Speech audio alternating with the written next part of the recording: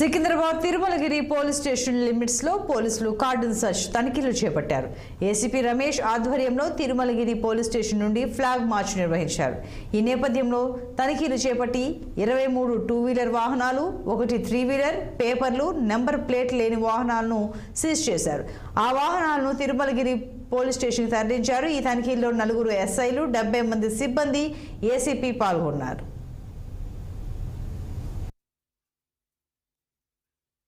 ఈరోజు సాయంత్రము ఈ తిరుమలగిరి పాత విలేజ్లో ఒక ఏసీపీ, 4 సిఐలు, 10 మంది ఎస్ఐలు, 70 మంది స్టాఫ్తో కార్డన్ సర్చ్ కండక్ట్ చేశాము.